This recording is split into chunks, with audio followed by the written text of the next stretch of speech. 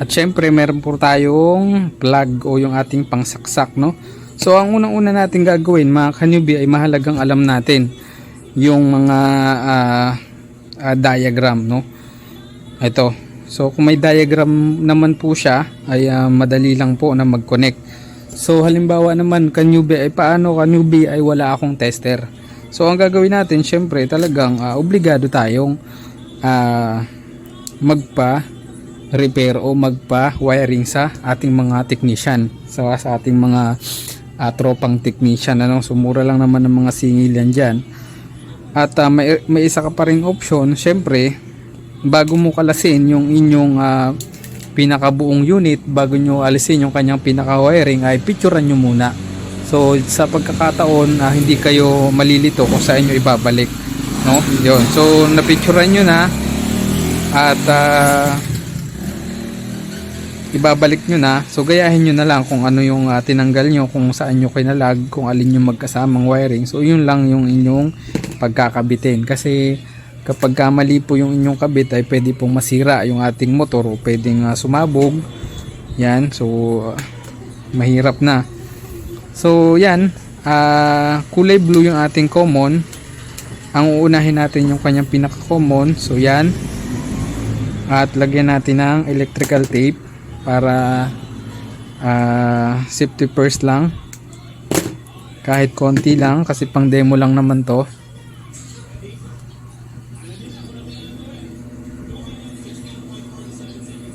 At kapag nalagyan nyo na ng electrical tape, isusunod nyo naman yung kanyang capacitor. So dito sa dalawang ito ay pwedeng magkaiba. Itong orange pwedeng mapunta sa dilaw, ay sa pula. Yung puti pwedeng mapunta sa dilaw, yung puti pwedeng mapunta sa pula. Wala namang problema mga ka-newbie. So wala namang polarity po ang ating mga capacitor. Yan. Pagkakabitin nyo lang yan at iaayos nyo lang yan. Yan. Kapag naayos nyo na, yan, itatayo nyo lang yan dyan at aabang po kayo doon sa kasamang linya noong ating power cord. Ito po. Ayan. Hahawakan nyo lang po ito. Ayan. Hahawakan nyo lang po yan at kumuha po kayo ng outlet. So yan. Ganyan po ang posisyon. So mag-iingat din po kasi 220 rin po ito. Medyo masakit din ito pagka nakakuryente. Bali ito yung una natin gagawin. So hawak natin yung line 1 or line 2 ng ating AC cord. Then magsasaksak tayo. Saksak natin yan. Ayan, so nakasaksak na tayo. Then pagkasaksak natin, kukunin po ulit natin ng ating kanang kamay yung ating isang linya. Then kukuha po tayo ng long nose o kaya plies para diinan o pigilan yung ating motor. Kasi pag umandar po yan ay kakaluwag yan o kakawala. So, dapat ay madiin, no? Ngayon ay pagdidikitin lang po natin itong dalawa na to, isa-isa, no? Huwag po sabay kasi sasabog po yung ating motor. Ito po yung kanyang forward at ito po yung kanyang reverse. So maalin po dyan sa dalawa na yan. Itong gagawin natin, i-short lang natin yan. Yun. So kung mapapansin mga ka-newbie ay umiikot yung ating spin. So alin to? Yan. So isa lang naman po ang connection o isa lang po ang ikot ng ating dryer.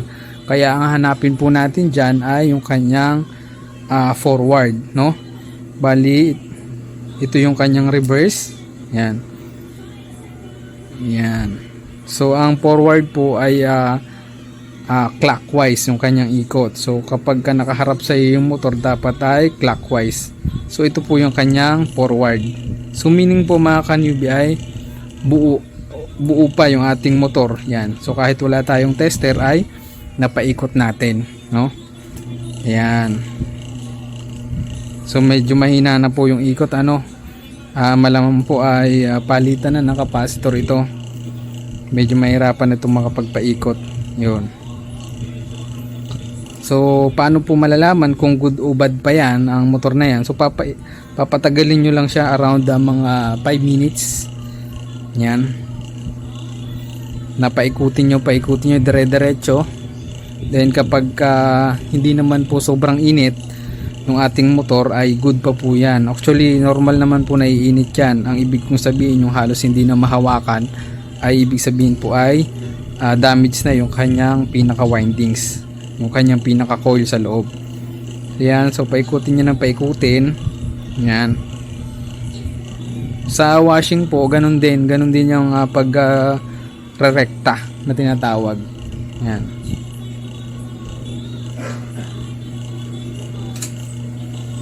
So patagalin niya lang yan para malaman nyo kung good pa yung kanyang init. So tanggalin na natin. Hawakan nyo lang ulit ng inyong kaliwang kanan at tanggalin yung kanyang saksak. Ayan.